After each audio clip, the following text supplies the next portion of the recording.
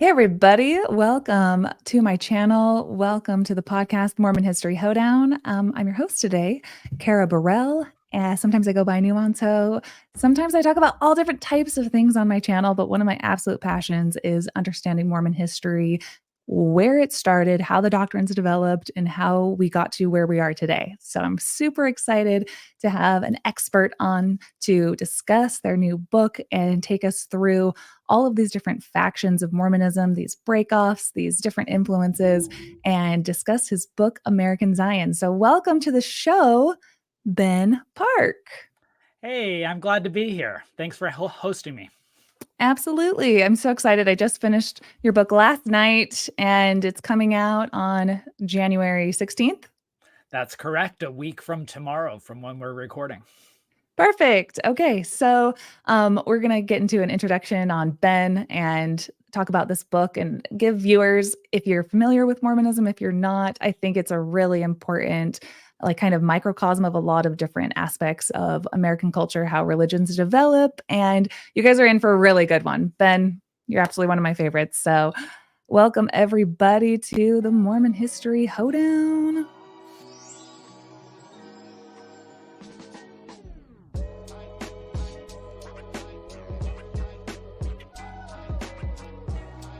All right, Ben, give my viewers a quick introduction of your background, your expertise, and let everyone know why you're the coolest person to listen to right now. Well, if I'm the coolest person to listen to, then that's a pretty damning indictment of others at this moment. But I am Ben Park. I received a bachelor's degree in English and history from BYU before I went overseas and received a master's degree in theology from the University of Edinburgh and a master's degree in politics and a PhD in history from the University of Cambridge. I taught at the University of Missouri for 2 years before coming to Sam Houston State University, which is where I currently teach.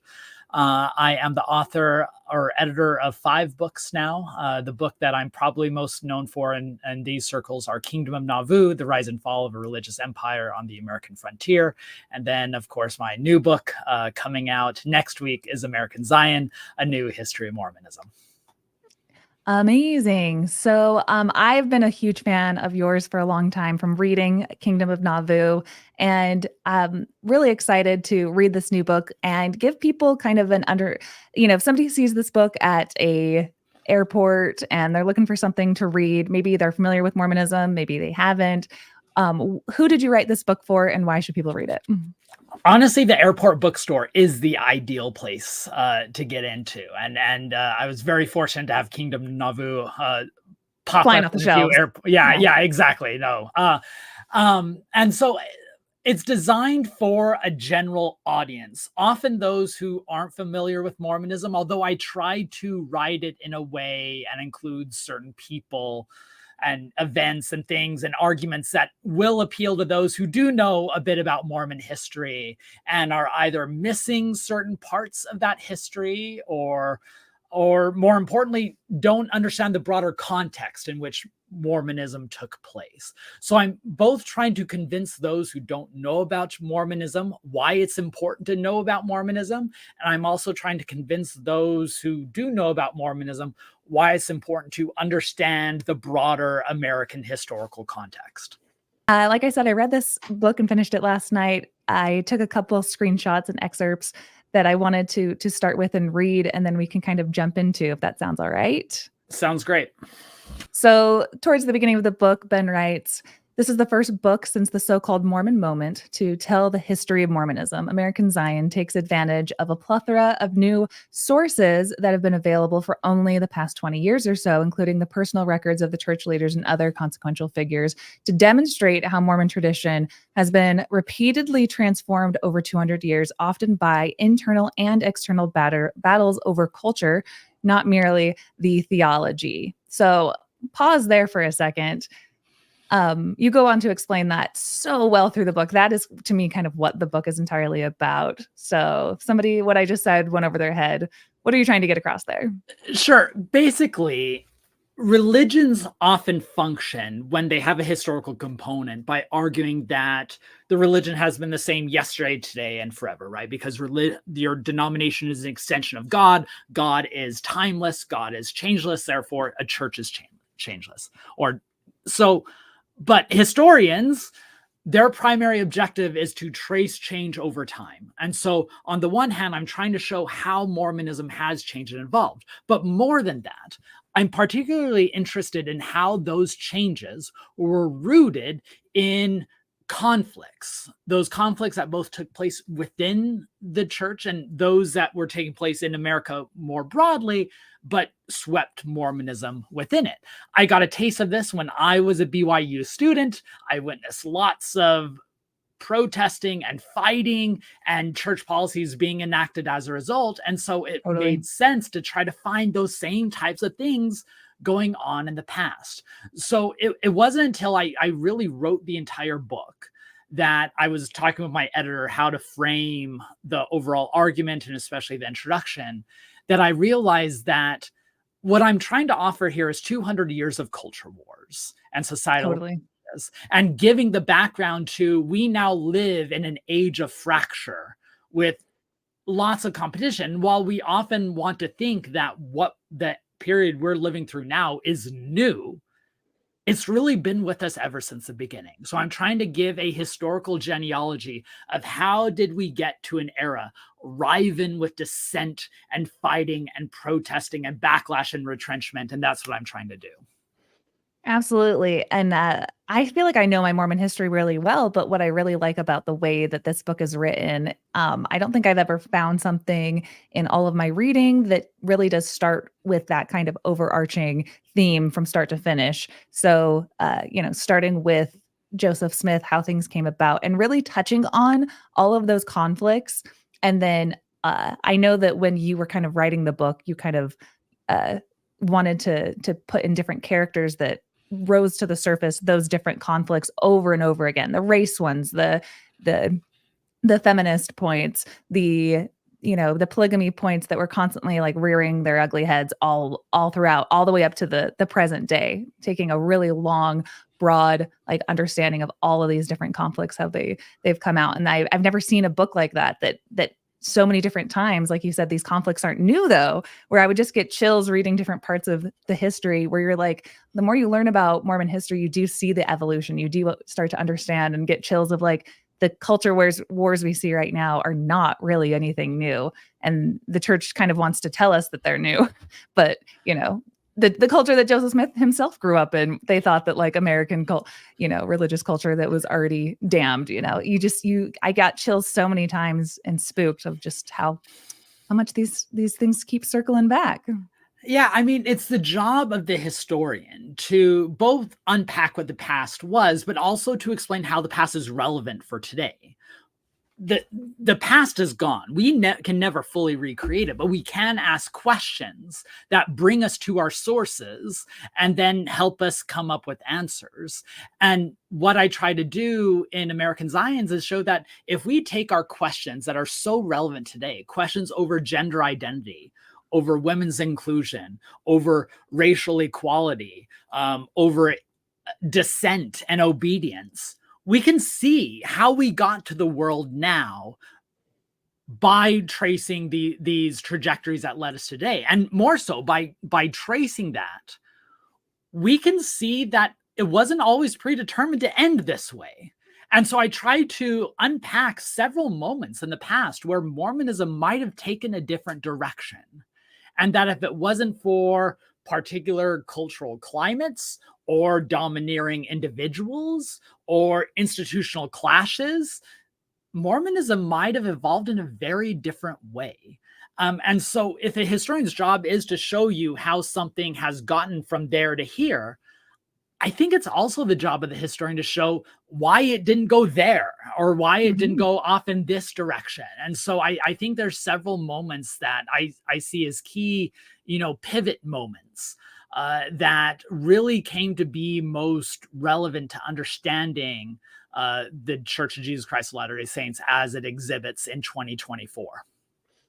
Yeah, and we are so used to the pivot moments of, things that push people into faith crises, maybe, or the pivot moments of the culture war now, of where the church takes a stand. But when you really lay them out in historical order, it is a really fascinating, easy read, and it feels like a 9-part HBO docuseries that you play out in your mind because you know what the pictures look like. But there's also pictures in your book. But yeah, you listening, HBO? She just gave you a pitch. I'm just saying.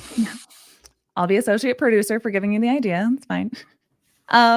So some of those pivoting moments, I want to skip to the beginning of the story of Mormonism with Joseph Smith and his family. As much context as you want to add to this for maybe anybody who's clicking on this and they know about Mormonism, but they know about Joseph Smith. They know about a few different things, but I'll go ahead and read this and then you can add as much context as you feel like you want to allow. So this portion of the book reads, the family of Joseph Smith Sr., that's Joseph Smith's dad, and Lucy Mack Smith, his mom, felt the consequences of this new culture more than most. They had been tossed to and fro upon the waves of religious change, economic turmoil, and societal transformation. These are the pivotal moments we're talking about of where Mormonism has grown from.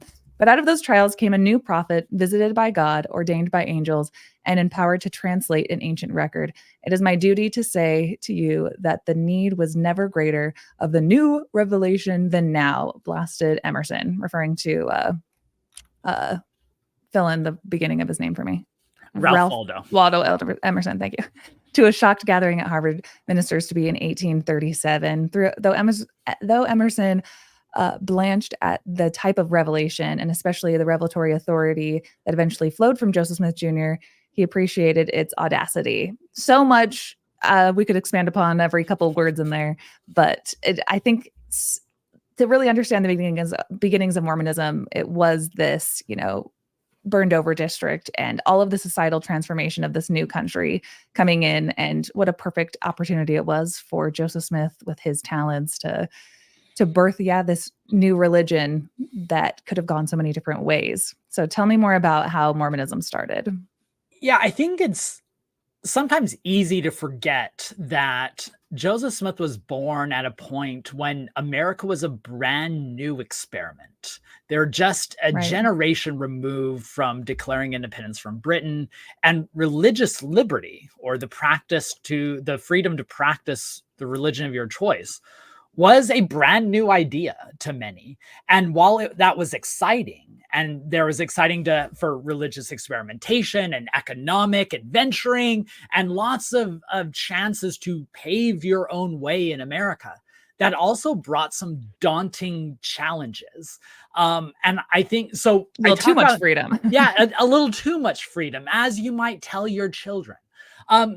There was, with Joseph Smith's grandparents, they kind of reaped the benefits of what this new world offered, in the sense of where they received new financial stability, they experienced new religious denominations, and they're mostly happy with how the world was, evolving. Whereas Joseph Smith Sr. and Lucy Mack Smith, they experienced some of the downsides of this new religious and economic marketplace, to where they become spiritual wanderers, and Lucy Mack Smith is terrified that they're never going to find religious harmony in their home.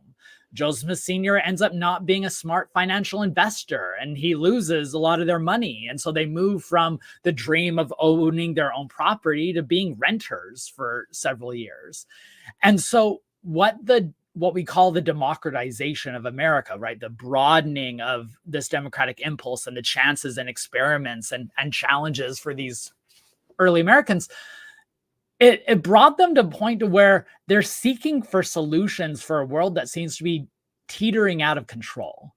And that's at the cusp of when Joseph Smith starts claiming to have his own religious visions and experiences and manifestations. And so I try to emphasize that Joseph Smith's earliest claims can't be understood in a vacuum of just an individual seeker or individual opportunist, however you want to see it, but it has to be understood within a much broader climate that as one historian described, was a hot house of religious innovation. And they're responding to cultural elements and economic concerns that drive our lives today. And so it shouldn't be a surprise that those same types of elements drove the lives of the Smith family.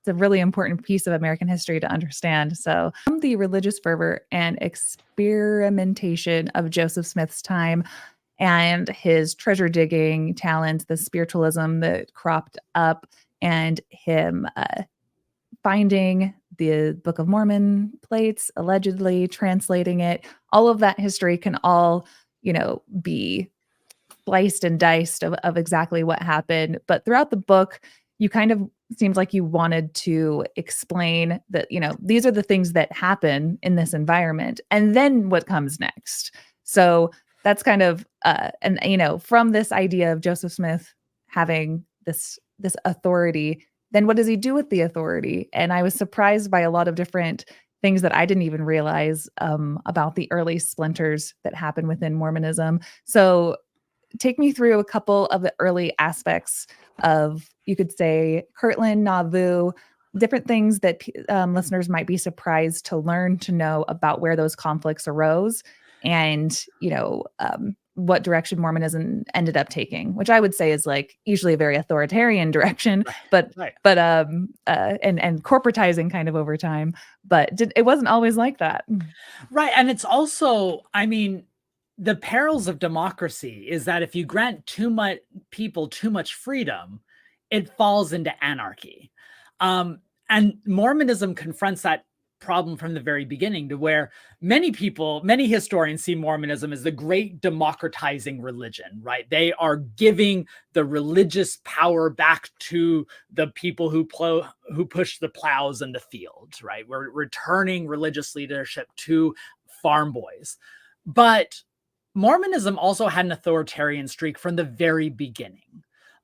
Joseph Smith granted a leadership structure that, yes, you didn't have to have a degree in divinity to lead, but you also needed to have, permission from the leader, Joseph Smith. And so it's one of these paradoxes of democratic religion that you want to grant universal power, but within a certain confinement. So I'll talk about two specific examples. In 1830, right?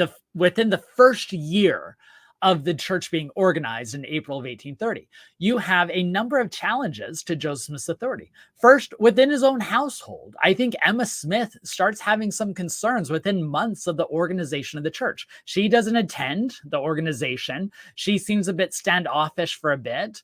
And I think part of it, she was worried about, what is this going to mean for my life going forward? A tension that she's going to be dealing with for the next 14 years. But also, what is her role going to be in it? And Joseph Smith ends up dictating a revelation to her that, and later is canonized as D&C 25, the first revelation that's, dictated to a woman. And it kind of, it provides a vision of what gender is going to be like in Mormonism, where women can be exhorters and they can be expounders of scriptures, and you can put together a hymnal, but you're not going to hold the priesthood. And I really think it's important that when Joseph Smith is dictating these things, it's not coming out of nowhere. We read these texts that Mormons later canonize as revelations, and you have to realize that that's just one side of the conversation, because they are responding to something.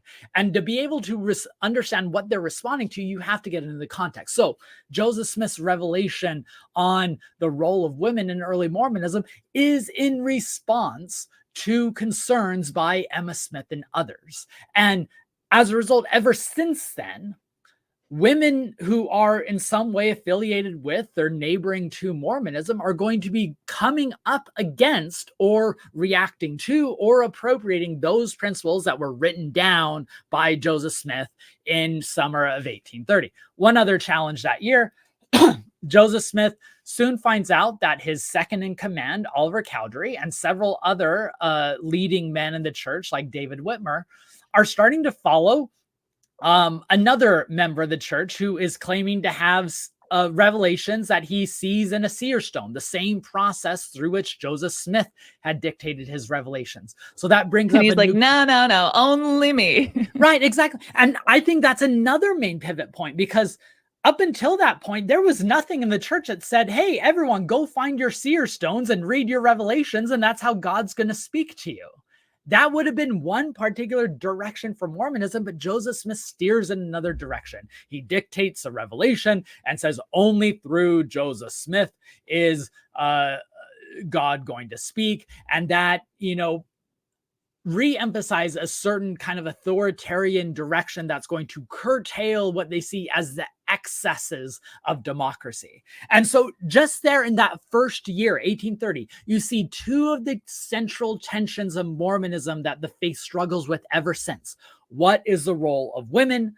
And what is the role of democratic dissent versus authoritarian control?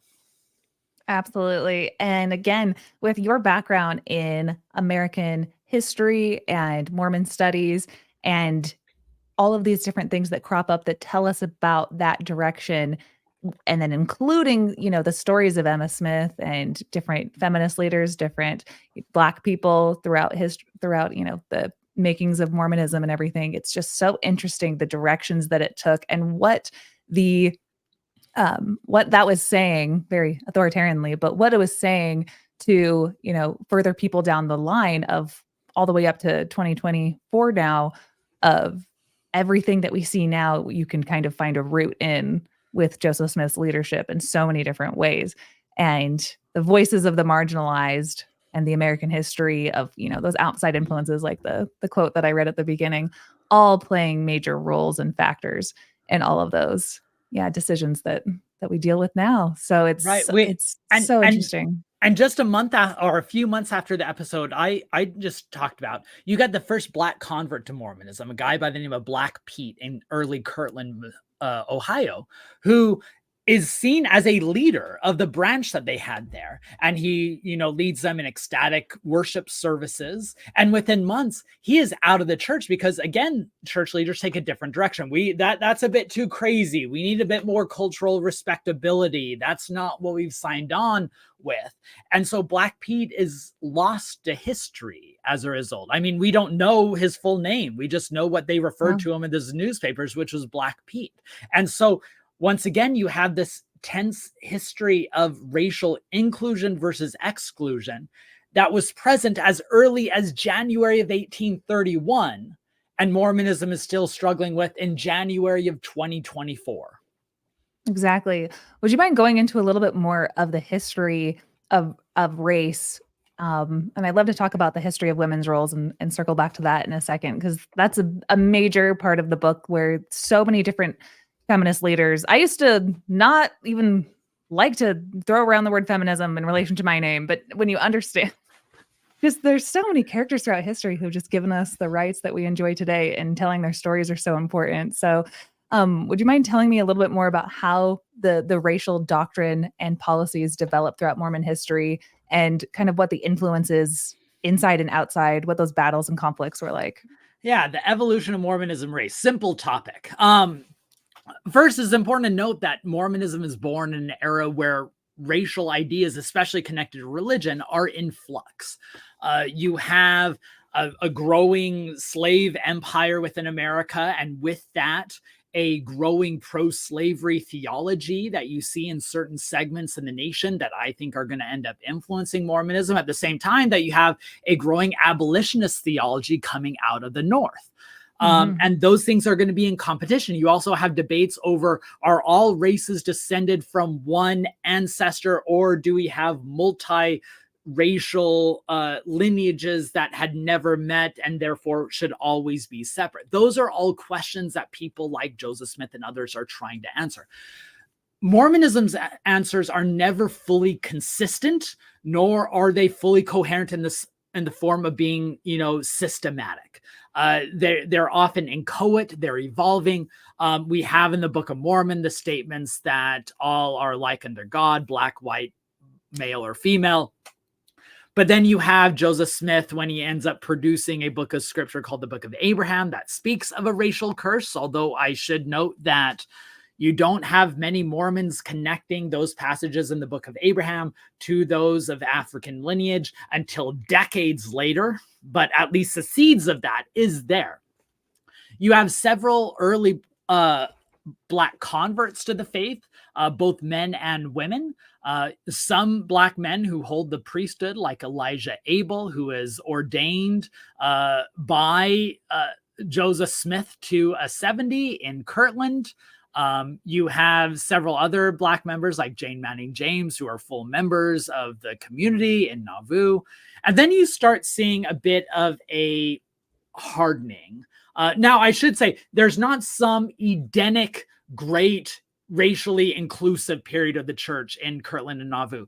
Just as Joseph Smith was allowing Elijah Abel to both be ordained to the priesthood and exercise the priesthood, he's also signing city ordinances in Nauvoo that outlawed interracial marriage. So, right, I need to make clear that there's no racial universalist or early Mormonism that, they lost. But there were some policies that were scaled back. And I think a lot of those policies get scaled back in the late 1840s when Brigham Young finds out, discovers through several Black members of the faith, that one of the greatest fears of Northern white men was coming true in Mormonism, which is if you allow an interracial congregation, that's going to result in interracial sex, because you have several Black members of the faith who end up marrying or at least becoming affiliated with white women. And that's where you draw the line. And so you see William McCary in Winter Quarters, later Walker Lewis's son, Enoch Lovejoy Lewis, out in Massachusetts. They both get caught with white women, and Brigham Young declares that interracial relationships are appalling. We need to do all we can to stop it. And that's what results in the early 1850s with him declaring that there is a curse placed on those who are descended of Ham, and that they shall never hold the priesthood. And it's at that same time that Brigham Young declares Utah to be a slave state, although he clarifies it's a different type of slavery than the South, but maybe we can go into that topic another time. Functionally, it's the same. But even then, after Brigham Young makes this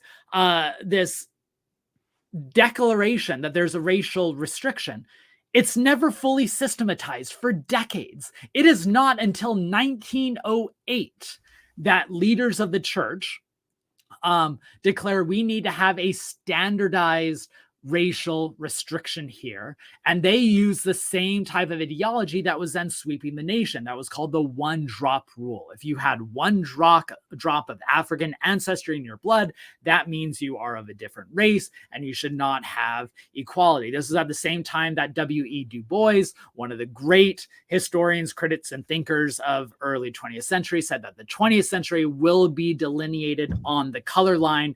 Mormons drew their own color line in 1908. Why in 1908?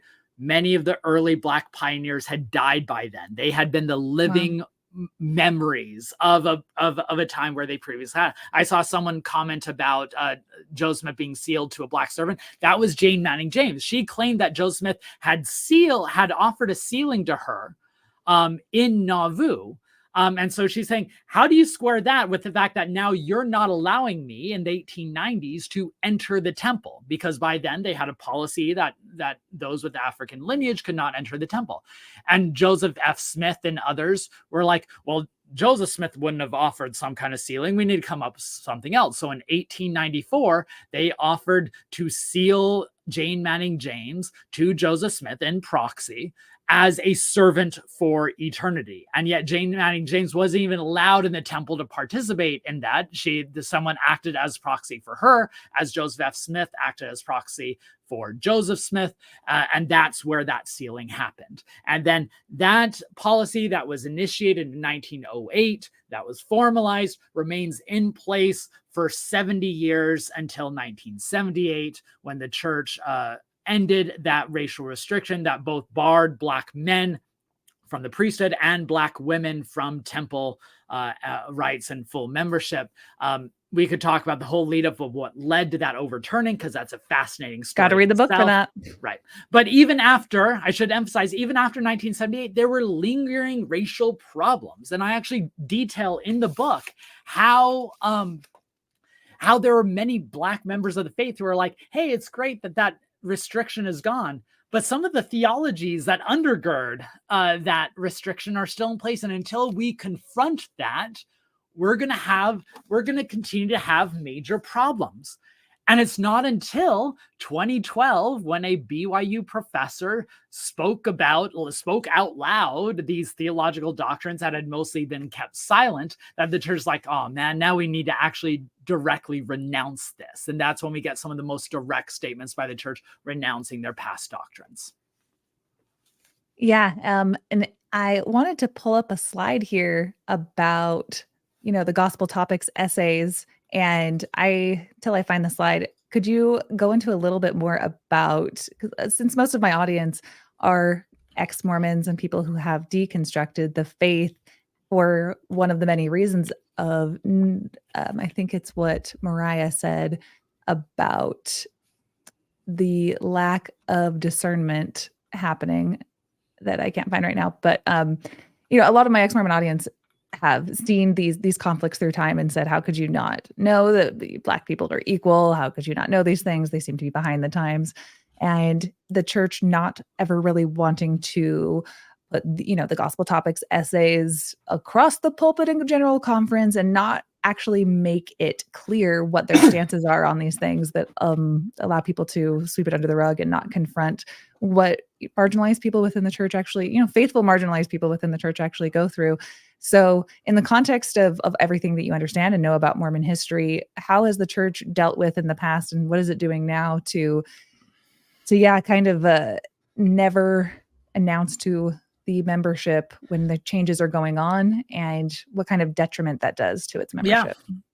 No, it's a great question. So one, when it comes to the spirit of discernment and why were church leaders not able to see the toxicity and the trauma that comes from such a policy? And I mean, it's over a century of deep trauma that came as a direct result of racial fears and the embrace of broader American racism.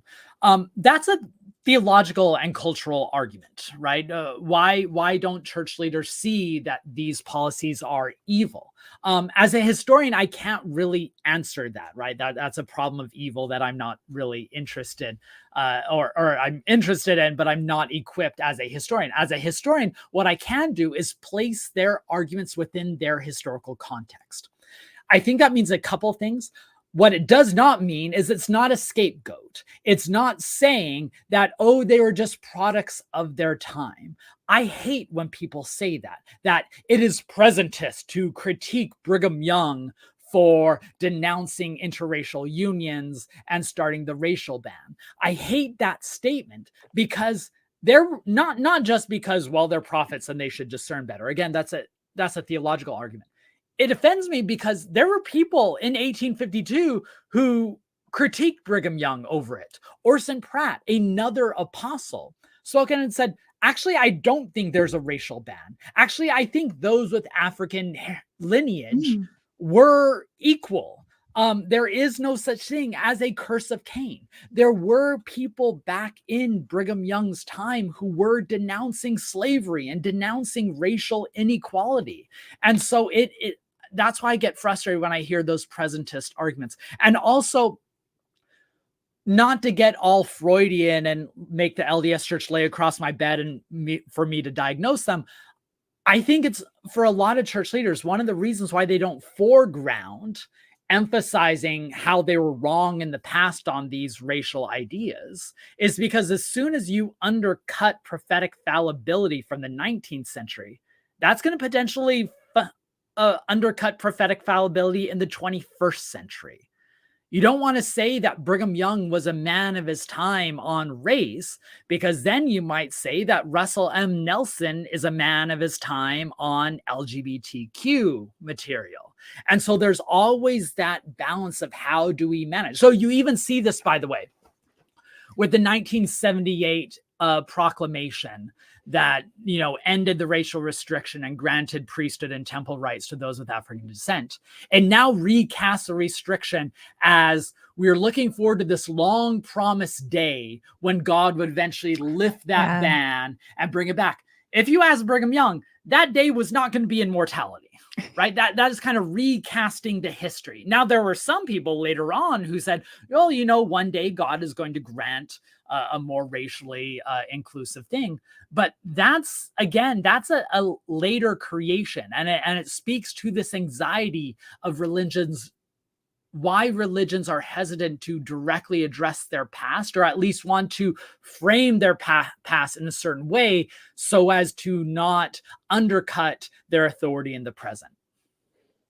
Precisely. And I love how you said that, Brigham Young wouldn't have been saying those types of things. And going back to what we were saying earlier about the authority, that Mormonism is also a story of where proper authority lies and the inward and outward battle between all of those things. Let me go ahead and pull up the excerpt. So this is talking about when that racial ban was about to be lifted. Some could not help but highlight what was missing, however. Ever since Spencer W. Kimball announced the end of the policy, church officials have refused to offer an apology for the pain it had caused. For some leaders, it was a matter of principle. Quote, the history of the church is not to seek apologies or give them, Dallin H. Oaks remarked. He insisted that the word apology does not even appear in scripture. His position is rooted in a broader anxiety among white Americans. Tell me more about that. Thanks. Yeah, it's one of my favorite writers is the African-American critic James Baldwin. And James Baldwin has said that the original sin of America is white supremacy, and how long white supremacy was systematized in our culture, in our laws, in our politics. And until we actually confront that historical fact, we are going to be excusing and avoiding the major issue. That is much easier to create myths and lies. It's much easier to say slavery wasn't the cause of the Civil War. It's much easier to say that segregation in the South was based more on social ideas and not racial animus. And it's much easier to say Brigham Young was a man of his time, or that God ordained this racial restriction, than to directly confront a system and legacy of white supremacy that many people have benefited from, right? I don't want to admit that my family that I descend from benefited from a culture that privileged those of Anglo-Saxon heritage. And so instead of acknowledging that, I am going to critique critical race theory and other things that directly challenge the foundations of the modern world that I have benefited from. And so in the Mormon context, it's much easier to say that God's prophets were infallible and they were only doing what God wanted than to confront the all too real human origins of and human context of for the evolution of this doctrine. Right on. And I think that is what we as ex-Mormons, I'll say me as an ex-Mormon. I don't know your faith and you don't have to proclaim it here on the podcast.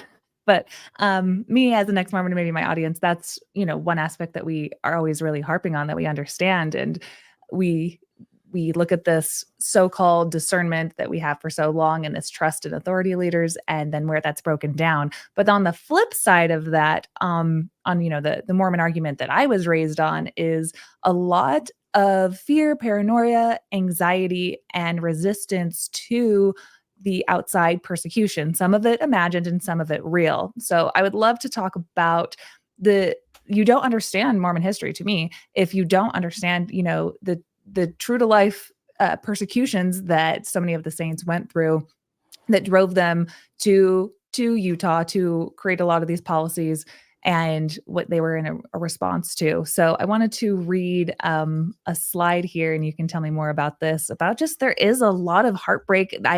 I truly, reading this book, felt like you can't also understand Mormonism until you love it first, if that's weird to say. There's so many aspects of just people that you are complicated characters, just like you'd watch a movie and you want to root for them, but you also hate them at the same time. There's so many aspects of that in Mormon history of just, I could still cry though, because their legacies are not something that I always, want to point my family to respecting, but at the same time, a lot of hurt and turmoil has gone on that inform us today.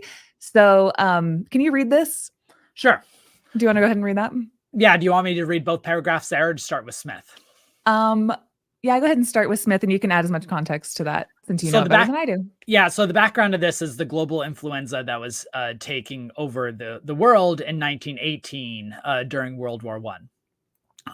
That killed millions upon millions of people, including those in Mormonism. Smith was not spared from tragedy. His eldest son, Hiram Mack, died of a ruptured appendix on January 23rd, 1918, after he returned from England. This was only the latest episode in a lifetime of grief for the Smith family. Though he had nearly 50 children from 6 wives, Hiram was the 13th he had to bury. Polygamy multiplied trauma as much as it did wives. But the death of his firstborn son, named after his own father, who was slain at Carthage, somehow stung even more. Smith, always emotional, confessed an overwhelming burden of grief and tears that confined him to his apartment for months. In some ways, he never recovered. Hiram's widow, Ida Bowman Smith, gave birth 9 months later to the couple's final child, who they also called Hiram, named after his father, named after his grandfather. And then later, that same child died along with the mother later that fall. And that's all giving context for when Joseph F. Smith dictated what comes to be known as the Revelation on the Dead, that is later canonized as D&C 138. Again, a crucial Mormon document and Mormon moment that can only be understood within this much broader world. And Kara, I'm glad you brought up this point of, crying for some of these individuals. The job of the historian is to humanize these figures of the past, even if you fundamentally disagree with things you do. And you might even say that a lot of them inflicted a lot of trauma and made horrible decisions that hurt other people. The job of the explorer is to explain why they did that. It's very easy to just categorize them as a black hat villain who, is twirling their mustache and trying to decide, how can I inflict pain on people today? But in reality, Joseph F. Smith is a great example for this. Joseph F. Smith had a hot temper. We now know that he likely beat his first wife, that he had a major anger problem. He once nearly beat his neighbor to death. Wow. And he had a fiery temper that ended up framing much of his life. He was also someone whose first memory was seeing his father laid on a slab after he'd been killed in Carthage jail. And that he was forced with his mother to cross the plains without much provisions, left without the resources he was supposed to by the leader of their wagon company. And then later to see that mother die due to a lack of resources in territorial Utah. That trauma is going to frame someone's life. I strongly recommend Steve Taysom's recent biography of Joseph F. Smith, by the way. So that's just Can I add one thing? Yeah, You're please. talking about Joseph F. Smith, not Joseph Fielding Smith, not Joseph Smith, not Joseph Smith Sr. But you're talking about his father was Hiram. His father was Hiram. He saw him at 4 years old, laid out with his face kind of blown off or something. Blown off. Yeah, no, exactly. Yeah. They said he did not look natural, as you might imagine. And I mean, that's gonna change a person. I close my second chapter in the book that ends with the Mormons leaving Nauvoo with Joseph F. Smith's early memory of hearing the bells of the Nauvoo temple ringing, marking that men are coming to take the city again. And that's, his enduring memory of his childhood home. And so, this is not to excuse what they did. This is not to, again, use a scapegoat. I'm not saying they're a man of their time and therefore they get a pass. What I am saying that it's lazy to just, say they're bad people. They must have been born bad. They died bad. They were bad along the way. We need to understand what led them to make certain decisions. And in the end, it's a reflective thing. I find myself in some of these characters and the decisions. And so, I mean, history is a humanistic enterprise. And that's what I try to do in the book. Yeah, absolutely well said. Not to excuse, anything, but we can see our modern culture. We can see ourselves in how we are shaped by traumas, influences that are sometimes our genetics, our conditioning. And I'd love to talk more about how, obviously, Lindsay Hansen Park, when she talks about Mormonism, she says, the history of Mormonism and polygamy are completely intertwined. History of Mormonism is a history of polygamy as well. So we're going to have to hit on that. And if you want to take us through what as a historian do you have to say about polygamy, and what new, interesting details or stories do you think would jump out to, the listeners right now that might not know previously? There's so much about polygamy, but anything you want to Yeah, I mean, add? polygamy was, of course, the driving focus or center point for discussing Mormonism in the 19th century. I make an argument that it originates in Nauvoo.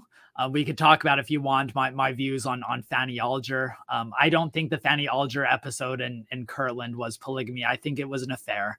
And I explain why I think so in the book. Then polygamy, it starts in secret in Nauvoo. And then I think it explodes in Utah, right? It becomes the defining feature of the faith. And I'm not just placing that externally on them. That's the saints said that this is our defining feature. This is what's separating us from the world. And as a result, it succeeded in creating this in-group, right? This us versus them in the nation. I try to the best of my ability to do a number of things when discussing polygamy, especially in 19th century Utah. I try to center the experience of polygamy. Of course, I talk about the doctrine and the teachings and what the Mormon leaders said about polygamy, but I tried to emphasize how it was actually lived and the diversity of experiences. Those who were living in Brigham Young's compound in downtown Salt Lake City, and those who were living in a tiny shed and two wives to one husband. I also try to emphasize how polygamy evolved throughout the 19th century at different points. And then I try to talk about how polygamy fit into the national scene, that you have many people who, outside of Utah, who saw polygamy as America's greatest threat outside of, slavery in the South. In fact, when the Republican Party was founded in the 1850s, they were determined to conquer the twin relics of barbarism, slavery and polygamy. Insert ironic joke about how Mormons later become Republicans. But, and how America ends up legislating and persecuting polygamy plays a huge role in how America ends up defining religious liberty. In fact, the court case that settles polygamy as something that the federal government has the power to outlaw, the Reynolds v. United States in 1877, is the defining Supreme Court decision that determines that people have the freedom to believe what they want, but they don't have the freedom to practice what they want, no matter how sincere your religious belief. And that practice versus belief distinction still governs judicial rulings on religion today. And then, of course, in the 20th century, I was in looking at the legacies of polygamy, and of course, the growth of fundamentalism in the 20th century. That was a topic that was probably the most surprising to me in writing the book, was how much, not only how prevalent polygamy remained in the 20th century and how big the different Mormon fundamentalist groups grew, but also how polygamy continued to shape the Latter-day Saint church, that its responses to the fundamentalists or anxieties over the fundamentalists continue to define mainstream Mormonism. The way that the nuclear family became the center for Mormon ideology was in part due to post-World War II domesticity, where the nuclear family became the center for most conservative Americans, but also because it was a way to differentiate themselves from the fundamentalists. And so I think you can't understand modern Mormonism without understanding the continued influence of the fundamentalists. Because so much of early Mormonism is, yes, like you said, this like allegiance to the doctrine of polygamy that this is never going away. This is the new higher order of what we're supposed to be living. And then once they realize, I love the portions of the book about, manifesto polygamy and then post-manifesto polygamy, and then it's still continuing and the break-off sex and being sent down to Mexico. And that's where, Mitt Romney's family came from, and so many of these different splinter sections and who actually has the right idea about what we're supposed to be living and all of that stuff. I love those sections of the book, but truly, yes, like so much of your work has to do with talking about this making of this American right and aligning with the evangelical movement, with Republican Party, like you just said, in a reaction to everything that they staked their life on, that they were willing to die for, that they were willing to start these colonies for, they were willing to move out to Utah for, and how interesting that juxtaposition is, that it is like what they live for. And this isn't it Brigham Young who said that there's heaven, there's no monogamy in heaven? That what's that quote from Brigham Young? I don't know what quote you're referring to, but I thought you knew everything, Ben. I like that I have that aura, but I don't. But they did come to say polygamy was the law of the celestial order, and in the face of federal prosecution in the 1880s, John Taylor, who was the prophet until 1887, doubled down on the issue. Mm-hmm. And after federal government passed one of the most restrictive laws that allowed the government to do even more to police polygamy, John Taylor then issued a revelation saying any church leader who is not practicing polygamy will be removed from office. That's not a compromise, right? Yeah. Would you mind going? Yeah, go ahead. Yeah, no, go ahead. I was just going to ask, one aspect of Mormon history in that section that I don't think people understand very well is the tapering off of polygamy, and any stories that you want to tell and any people in those stories. There's a lot of fascinating tales about post-manifesto polygamy still going on, and then the church wanting to gain some political influence, but not being able to do that without abandoning this and punishing people. But yeah, any stories about post-manifesto polygamy are always my favorite. They're so fascinating. Well, first, to give the context, in when the federal government passed a number of increasingly restrictive laws in the 1880s, Mormons were basically like, bring it. We are going to stand by our principle. We are going to remain under the banner of heaven, come what may. And the government brought it. The federal prosecution of polygamy in the 1880s has very few rivals in American criminal history. Hundreds of Mormon men, dozens of Mormon women were thrown in jail. Mormon leaders spent several years on the deep underground. It's one of these parts to where it's striking that the entire Mormon leadership were fugitives from justice for several years. And so it wasn't until 1889 and 1890 that church leaders decided that I think we're losing. This isn't going to work. This isn't sustainable.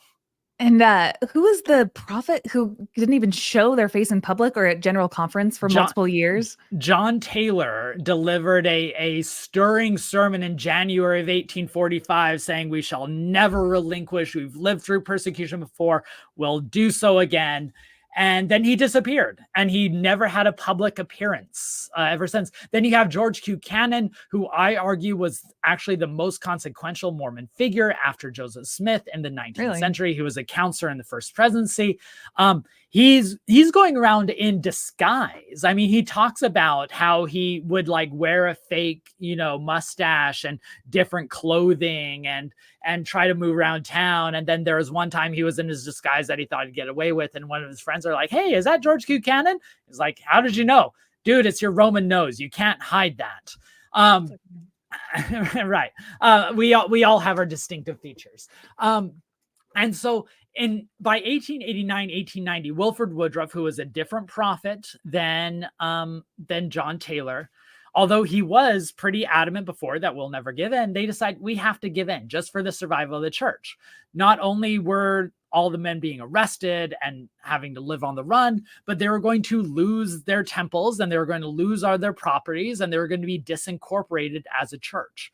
And they're pretty explicit that we are making this decision for the temporal salvation of the church that we are going to end. Like they're not framing it as God told us that it is time to end polygamy. They're saying we need to end polygamy because our church is going to cease to exist if we don't. And so they end polygamy. They Wilford Woodruff announces the manifesto. 1 week after they present the manifesto in General Conference, the president of the Quorum of the 12 Apostles is sealing one of the other apostles to a plural wife, just to show you like how seriously they're taking it. So publicly they're ending it, but privately they know they have to continue. And so you have several stories. I mean, it's probably several hundred people who enter post-manifesto polygamous unions after 1890. It's not until 1903, 1904, when Joseph F. Smith, who's the president of the church, sends Reed Smoot to be the Utah senator. This causes a national scandal because they discover Mormons are still practicing polygamy. There's a several-year Senate investigation in Washington, D.C. They tell church leaders, look, your church is going to be gone if you don't give in. And so Joseph F. Smith issues what comes to be known as the Second Manifesto in 1904, which is basically, hey, we're serious this time, guys. We're really giving up polygamy. Although they didn't. And there were still others who were practicing polygamy after that. It's probably not until 1908, 1909 that Joseph F. Smith and others are like, all right, now we actually need to start cracking down and stopping it. And there is a division there. It seemed like they had a belief that, well, we're not sanctioning polygamy anymore. But if members go off and do polygamous sealings on their own, that's not our fault. That's on them, right? We're just not sanctioning them. And so you have lots of stake patriarchs and sealers going around continue to seal polygamous sealings. So my favorite anecdote to answer your story of these crazy stories is this stake patriarch who gets caught up in an investigation of what's going on. And he tells the story and he says, well, I was sealed to a plural wife on this date in this temple in this year. And they said, all right, who was the person who sealed you? And he goes, I don't know. They were wearing a mask. And they're like, well, why were they wearing a mask? To hide their identity so that when you interview me, I would not be able to tell you who it was. So it's a far cry, right, from the full transparency of having the sealer's signature on your marriage certificate. But like, that's how far they were committed to polygamy. Kathleen Flake, a wonderful historian of Mormonism, once said that if the federal government outlawed the rite of baptism, Mormons would have been digging fonts in their basements and continue to practice baptisms, right? That's how they believed polygamy was fundamental. And so that's why for many, you don't give up fundamental doctrines. You don't. And so that's where Mormon fundamentalists comes from. And that causes a deep anxiety in the church because of the 1930s, when you have this growing organized fundamentalist movement who are claiming the Latter-day Saint Church is in apostasy because they are not practicing the doctrine according to Joseph Smith, which clearly included polygamy. Church leaders are like, all right, we need to come up with a narrative to explain. And so they say, all right, we can't have that fundamental doctrine. But here are some other fundamental doctrines that we can emphasize. The literalism of the Bible, Joseph Smith's first vision, prophetic infallibility. And so Mormonism ends up retrenching on those other issues in response to the anxiety that was raised by the fundamentalists. There's a part of that I want to circle back to in just Sure. a minute, but I absolutely want to touch on, there's a quote about, there's so many aspects about women and the suffragette movement and the Relief Society. The history of the Relief Society was so fascinating. And it's not like you'd go pick up a book like, I want to learn the history of all of the ladies of the church. But I think it is equal parts with the shaping of how the church from its early days in the Relief Society. And then my favorite part of the book was then entering into the 20th century and the corporatization, you could call it, of the Mormon church. So I would love for you to talk about that from the shift of what the women's roles were within polygamy, but inside the social circles of just being these these helpers in society, and also trying to change the church in the ways that they saw fit, all of those aspects. And then the church always siphoning their leadership and putting the kibosh on it to what we see today. But again, like, as I started this podcast, I was like, there's so many things where it's like Mormonism didn't always start so authoritarian that way, but it obviously had the seeds to grow in that authoritarian way. But the corporatist way, like the evangelical, like right-wing way, those all had influences, right? So there's a quote that says, yeah, and I had the quote that you had teed up before. I've already turned to it in my book. So I'll read it at the end of the answer. So Mormon women, surprisingly, were some of the most outspoken defenders of polygamy. And of course, there's sociological reasons for why you do this for survival mode in various organizations. But I will say it flummoxed outsiders, right? Because at the first, in the 1860s, a lot of, national politicians were like, well, the way we overturn polygamy in Utah is we give Utah women the vote. And if we give them the vote, they're going to vote out these polygamous leaders and they're going to bring their own equality. So so Utah becomes one of the first states or territories who get the right to vote. One of the great ironies of American history. And they were activists, agitators for women's suffrage. And, but unlike what national politicians expected, the Mormon women ended up supporting their patriarchs. And so many see this as one of the great ironies of history, that the same women who are defending polygamy in public are also some of the most vehement defenders of women's suffrage, of the woman's right to vote. And so there had always been this legacy of women fighting for their rights, even within the Mormon tradition. Now, once polygamy ends, Mormon women are like, hey, you've granted us a space in the public sphere to defend publicly and call for the right to vote. We want to continue to exercise that. And so they continue to push for reform. And so you get the next generation of Mormon women who really wanted to take Mormon feminism or Mormon women's activism, the term they would have used, to the next stage. And that's where women like Amy Brown Lyman come in. Amy Brown Lyman, educated at Chicago, embraces the social gospel of progressive reformers during the era, and she tries to transform the Relief Society into an activist arm, basically an extension of FDR's New Deal. And she does a lot to kind of secularize Relief Society. They transform the magazine into something focused on religious messages, to something that focuses on aid, on financial aid and cultured growth and other things. She transforms Relief Societies into extensions of the Red Cross. She starts training women to be doctors and midwives and engineers. And the Relief Society magazines talked about going to get careers. Yeah. And then that butts up against, in the 1930s, you get this retrenchment against both progressive politics and this women's activism, often driven by J. Reuben Clark, who is a towering figure in the book and kind of reforms Mormonism. In fact, one of my primary arguments in this book is that modern Mormonism was created by J. Reuben Clark in the 1930s in response to progressive reformers like Amy Brown Lyman. And so eventually, Amy Brown Lyman is marginalized. She is told that the Relief Society is not to be an activist arm. Instead, it is to be an appendage to the priesthood. It is to be the housemates to their husbands, and they're to fulfill a much more domestic, internal, religious, devotional role. And so I think this is the paragraph that you were queued up to quote.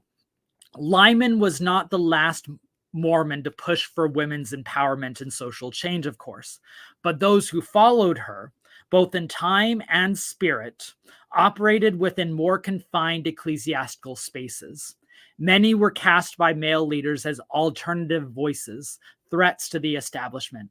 Women's activism was thereafter scandalized as external to faithful discourse. Scandalized. Yeah. Was that the quote that you were teeing up? Yeah. Yeah, Okay, I believe so. Yeah. Everything that kind of butts up against whoever kind of holds the talking stick, you could say, and all of those internal struggles. And especially if they're women, anyone on the margins, they're definitely going to be pushed to the bottom. Um, I would love to talk more about that aspect of Mormon history that I find endlessly fascinating. You mentioned FDR, and for people who don't know, can you explain a little bit about, how those inner conflicts between the church wishing that it could have the type of saints that cleaved solely unto the resources of the church and not into these, socialist aspects after, during and after the Great Depression, and what kind of impact I feel like FDR and that entire, I would say couple decades changed the course of the church and them trying to regain control. Yeah, it might strike a lot of modern observers who aren't familiar with the history to know that Mormons weren't always conservative in politics. I mentioned earlier that the Republican Party was initially formed to confront, among other things, Mormonism. And so throughout the 19th century, Mormons hated the Republican Party. They saw them as their first and foremost enemies. And then you start seeing this complicated shift that starts taking place around 1890, where George Q. Cannon recognizes that the Republican Party could actually be their best ally. And so you end up seeing this bargain between LDS leaders and the Republican Party to form a bit of an alliance, but Mormon membership doesn't follow. In fact, for several decades, you see this divide where a majority of Mormon leaders were Republicans and Mormon members were Democrats. And nowhere was this division more stark was during 1930 to 1950, where Heber J. Grant, who was the prophet, and J. Reuben Clark, who was the most powerful member of 20th century Mormonism, would write editorials in Deseret News denouncing FDR, Franklin Delano Roosevelt, and the New Deal because they denounced his, progressive politics. And despite them endorsing his opponent, Utah voted for FDR 4 straight times. Isn't that fascinating? Yeah, most people would not realize that divide. But what J. Reuben Clark does is he lays the foundation for Mormons to start turning more conservative slowly over the next few decades. And there are several other people who helped that transition. Ezra Taft Benson, of course, is one of the foremost individuals who embraces a far extreme right-wing conservative ideology, a John Birch-style conspiratorial view of the world, Cleon Skousen pushing in the same direction. So that 1964 was the last year that Utah voted for a Democrat. They voted for LBJ. And ever since then, the Mormon Rightward March, which matched other rightward marches. I mean, Utah has a lot in common with the American South in terms of political transformations throughout the 20th century. Mm-hmm. So much so that now the Mormons and the Republicans take it for granted. And I remember you had queued up another quote from the book that I'll go ahead and read, where I say, "The long road that led to the seemingly irreversible Mormon-Republican alliance was built over a century. It was made possible by a series of pragmatic compromises and cultural shifts. George Q. Cannon set the process in motion. J. Reuben Clark solidified its direction. Ezra Taft Benson shepherded its fulfillment, and Mitt Romney reaped its benefits. Not even Donald Trump could fracture its foundations. Yet while America's cultural or conservative coalition appears to have predetermined from the start, it has always been historically contingent on particular personalities and cultural influences." Every sentence you write, I'm just like, you pack in so much. Precisely. That's so well said. So I would love to also touch on, I know you have to run soon. Also a good time to shout out. Make sure you press the like button, subscribe. You know where to donate. Links down below for my nonprofit now, the New Unplugged Foundation, bringing you lots more amazing interviews like this. I got a ton more coming this week and next. The thing I kind of wanted to circle back to and incorporate all of this around is just how much, yes, there's this authoritarian type of aspect of the church where we are the one true restored gospel, and these people are prophets, seers, and revelators. And then the coalition, you could call it, this alignment of where we find ourselves today. So you mentioned a bunch just now of these different turning points, especially Ezra Taft Benson being a huge one, being very conspiratorial. I think you have a quote in the book about how he was trying to run as vice president of the United States and tried to get the okay from Elder McKay to do that. And Elder McKay said no. To serve on the campaign, to be the vice president on George Wallace's campaign. George Wallace, the Alabama just governor. Crazy people. Famous. He's the guy famous for saying segregation today, segregation tomorrow, segregation forever. We were one. Right. We were one David O. McKay approval away from Ezra Benson being his vice presidential candidate. Pivotal moments like that, you know. So there, and then didn't you mention then a couple months after that, yet still, Benson gave a talk in conference, his famous one where he called out MLK, which Martin Luther King Jr. is a week from today too. It's like he called him out for being part of the communist plot directly from General Conference. So any stories like that you want to tell that keep influencing the ways that this coalition is formed is so fascinating. Well, I think one of the lasting legacies of Ezra Benson's far extreme right-wing conspiratorial views, and he was one of those figures to where I go in and I try to humanize individuals and I try to find their motives. And Ezra Benson was a hard figure for me. He comes out harder to like the more you study him, at least during the 1960s, where he really was radicalized by the civil rights movement. And one of the lasting legacies of his is in reading the Book of Mormon in a way that confirms a right-wing extremist conspiratorial view of the world, thinking that there's this global cabal seeking to overturn the world, and that progressivism was a tool of that cabal. I mean, Benson flat out came and said that the civil rights organizers were the pawns of communists. And so that same legacy still shapes Mormon discourse today, where they denounce progressive politics as being communistic. And as Ezra Benson taught us, communism is of the devil and needs to be opposed.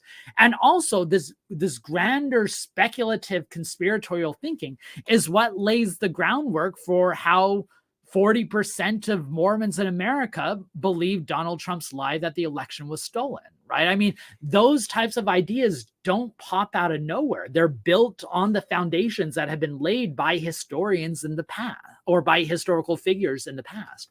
And so what I try to show in the book is that we're living in the world that was created by these decisions and ideas that appeared decades ago. And not until we confront those things can we see how to untangle ourselves from that history. I did pull up this quote. I wanted to read maybe the top of it. So much of Mormonism has to do with, like you said, kind of finding a place within the doctrine to be able to manifest certain religiously racist ideas, and how much Native Americans and all these different aspects of what it means to be indigenous to the American continent in Mormonism, to be like a Lamanite and a Nephite, and that your skin turned dark from disobedience and it can be turned light through adhering to what these white Mormon men kind of have to say, and how many people throughout Mormonism have actually been converted, indigenous, white, whatever, to those types of ideas, and how that is, it just has these deep roots that are still kind of sick within our culture sometimes today. And I wanted to read this quote, and then if you can kind of just give us your summation of how everything that we've talked about still kind of needs to be rooted out. So did you want to read this quote? I like when you read it in your author voice. Sure. Which if you want to start the indigenous saints. Okay. At the top of the. Yeah. Indigenous saints also also continue to seek ways of blending their faith with that of their ancestors. A group of BYU faculty, students, and alumni organized a roundtable in 2019 to address lingering Mormon theologies of colonialism in the form of Latter-day Saint reverence toward Columbus.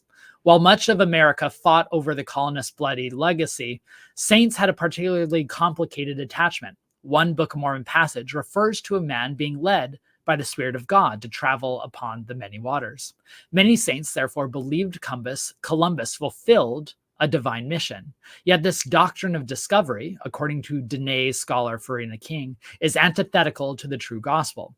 Sacralizing stories of colonialism and conquest have blinded and misled members about the complexities and realities of the past and their constant relevance to our present and future. Ronnie Joe Draper, a UROC professor at BYU, accused these ideas of providing a prophetic veneer to an expression of white supremacy. Yeah, so Amazing. one of my main goals in the book is not just to talk about race and foreground the story of race within. Oh yeah, it's about a lot of things. It's about a lot of things. Yeah. But not well, yeah, and it's not just a foreground race, but also to foreground the voices of marginalized races in Mormonism, right? I didn't just want to talk about the Mormon theology of Lamanites, right? This placing a Book of Mormon framework on an existing idea of white supremacy that disenfranchised and disinherited Native Americans throughout several centuries. But I wanted to show how Native American Mormons struggled with that. I talk about Lacey Harris, a BYU student in the 20th century who wrote a wonderful essay talking about his attempts to square his Navajo heritage, or his Ute heritage, with his Mormon teachings, and in the end deciding he couldn't do it. Mm-hmm. But I also talk about others who claim that they can find ways to square it. And I think it's important to not just understand the importance of race to the Mormon story, but also to emphasize how the people affected by those racial policies, whether they be Black or Native American or Hispanic, were trying to carve out spaces in Mormonism, whether that was welcome or not. And then finally to place that within a broader context of many American Christians trying to confront the legacies of racism and colonialism, of which Mormonism is just a part. Mm-hmm. Well said. Well said. The thing that a lot of people struggle with on all these different aspects, from race to women's rights to gay issues, you touch on all different aspects, and I think it's really approachable for just such a, anybody who is familiar with Mormonism, not conservative, liberal or not. I think that you do a fantastic job of balancing, different characters throughout history of Mormonism, of what challenges that they faced and where they ended up, and at least bringing those pain points, those arguments of different sides. The Nuanso loves it. It's at least fascinating from your historian background, where you're not as opinionated as I will be, but super fascinating. So I have one last question for you, and then you can kind of tell me what anything else that we didn't touch on that you'd want to share. So many people only became familiar with Mormonism where, if I put that in a headline on my YouTube channel, more people are likely to click on it than they would maybe 10 or 15 years ago, sans the fact that YouTube wasn't around as much. But you know what I mean? The Mormon moment, so to speak, of, you could say, the Olympics, Mitt Romney running for president, the Book of Mormon musical, and different aspects of just Mormonism, their faith, people wanting to know what we believe, or I used to believe, what all of this Mormonism is about. So if you could take me through a little bit about this Mormon moment in history that's cropped up over the last few years, and how you think the church has responded to it, and Latter-day Saints themselves, how they have either, you could say, capitalized on it, or what kind of impact it's had on Mormonism generally. Yeah, that's a great question. I have a couple thoughts, and maybe I'll frame it around the differences of the current Mormon fascination with the most recent one, which many remember around 2012 when Mitt Romney was running for the presidency. We had the Book of Mormon musical introduced on Broadway, winning basically every Tony Award imaginable. We had Clark Christensen on the cover of Forbes. I mean, there really was a Mormon moment. And now we have, Daughters of a Cult, the great new series on Hulu. We had Under the Banner of Heaven last year. And I'm wondering, because I think there's something different about the Mormon moment now. The a little bit darker. Yeah, no, that's it. It's a bit darker. And I think back in 2012, it was almost a moment of awakening, right? It was a wake of the Olympics, and they were just trying to, what is this religion? And it's almost being introduced to it in a very friendly way. And I think that the Mormons were the Mormon leaders were very smart in how they handled the PR with the I'm a Mormon campaign, right? Where it's like, I skateboard to work and I'm a Mormon, or I can sing falsetto while scuba diving and I'm a Mormon. And I think that whole thing humanized the saints in a way, and it was an introduction. Now we're in a bit of a darker moment where we're in a much more divided nation, a much more fractured society that's divided over fundamental questions of race and gender and belonging. Like a culture war that the church has kind of picked a side on. And that, so instead of being kind of like these warm, bubbly, everyday neighbors, Mormons are looked to, and in a way presenting themselves as an embodiment of one side of the culture wars. If anything, Mormons are doubling down on these issues of gender that are increasingly becoming the harbinger of the modern culture wars. And so Mormons are being looked at as an embodiment of the role that religion continues to play in modern America, for good or ill. And for many people, for ill, right? Seeing this idea that, why are religious beliefs still driving a seemingly secular democracy where we're supposed to be divorced from the church, right? There's not supposed to be a relationship between church and state. You're talking about Utah? Yeah, Utah in general, but America, right? We're in a moment of, I just came back from the American Historical Association this last weekend. And one of the most important themes that nearly everyone is talking about is the rising Christian nationalism, right? This idea of someone's extremist white Christian nationalist belief driving their politics. We currently have a Speaker of the House who is a outspoken Christian nationalist, and we have right-wing evangelicals driving the Republican Party in a certain direction. And in that climate, Mormons are providing a useful example of how we got to this point, or what are the ramifications of this. How can religious belief drive someone to extreme actions and policies? And so that's why you see a lot of emphasis on fundamentalists. That's why you see a lot of emphasis on, the crackdown on LGBTQ inclusion, or now the transsexual issues. And so I think a lot of reactionary politics, which I didn't realize when I was Mormon, that a lot of my faith and politics were a reaction to what was happening outwardly, and not just like spurred because it was true. But yeah. Right. So I think, and you can almost, not to get too meta, but you can almost see the differences in the books that come out during this time to introduce us to Mormonism. Matt Bowman wrote a wonderful book, The Mormon People, that came out in 2012 in the midst of the Mormon moment. And it really is, in some ways, a triumph of, this is how Mormons got here as part of the great American experiment. Hurrah for pluralism. Whereas my book, which is also a product of its age, is hey, we need to understand how we got to today's fault lines. We need to understand why we are at this moment of major cultural clashes. And I really hope American Zion, as part of a much larger corpus of scholarly work going on outside of Mormonism, but I really helps us understand how we got to this moment where religion has become such a divisive topic in America.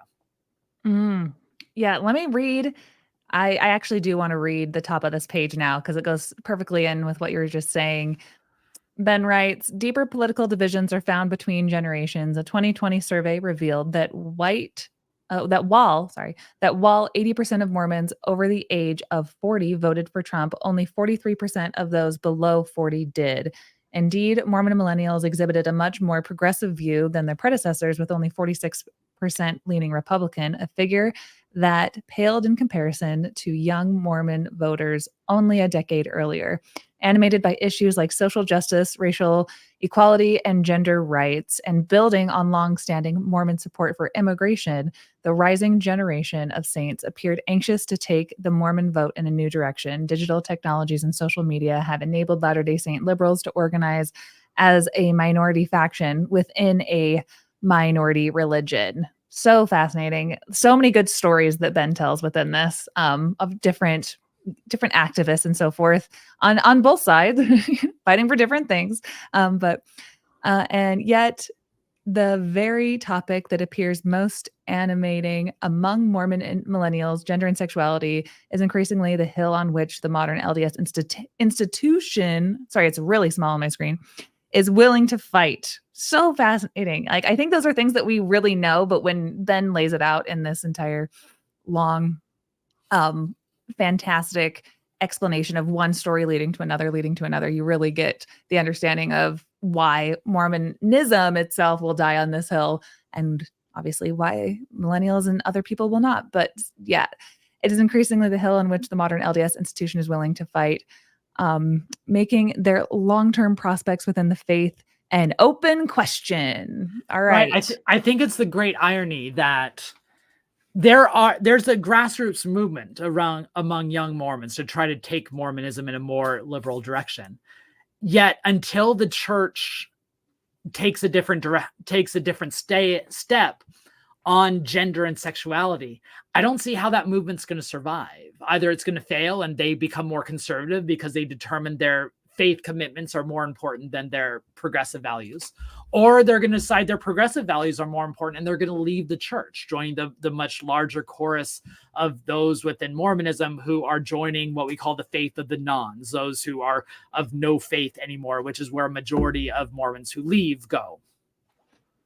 I think they should all go into the Church of Ben Park. Just kidding. Ben Park. I only ask 9% of my followers, so it's a very 9%. I only ask a 9% tithing, so it's a very accommodating faith. I'll beat you 8. I'm just kidding. Dang it. Yeah, people are leaving and they're carving their own path, and it's a wild, wild west in and of itself out here. There's a lot to be said about the post-Mormon journey of where you find yourself once you wrestle with this type of history, but it's important stuff to at least understand what's gone on. And I love the way that you thread all of these different topics through the different characters and all the different influences. I cannot speak more highly of this book, American Zion. So it's available everywhere, January 16th. And Ben was kind enough to let me get the PDF of it, and I actually listened to it on my Speechify app. I wish they would sponsor me, and I had Gwyneth Paltrow's AI voice reading it to me. So I was like, ooh, the book before it's even out with a celebrity voice in my ear. So I breezed right through it, and it was really, it's a page turner if you are into just digesting Mormon history like I am. So I hope everyone picks it up.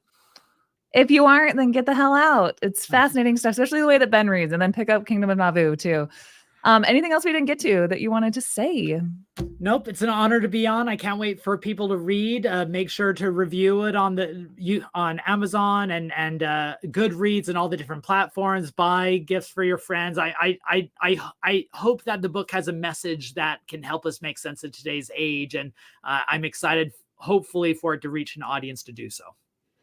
Yeah. And like we said, it's really can go out to just about anybody, whatever their interaction is with Mormonism. I don't think I'm always wrong on this. I don't think that things that should be like as contentious, they usually end up being more contentious than I think they're going to be. But I do think that like a true believing Mormon, like my parents, could pick it up and learn a lot and not feel like, offended or attacked or anything. It's really taken from your unbiased type of historical view of how all these characters and conflicts interacted over time. So I really think it's approachable for anybody. Well, thank you. That's my goal. Yay. All right. I have a link down below to Ben's website. Make sure to follow him on all of the social media. You do amazing TikToks. He's on Instagram. I already had your Instagram pulled up and then I lost it again. Sorry, bud. It's fine. Don't worry about it.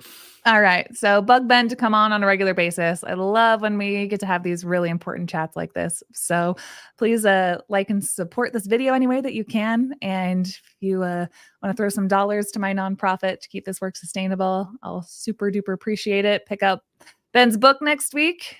And Ben, any last final words? Nope, that's it. It's been an honor to be on. All right. Appreciate you guys.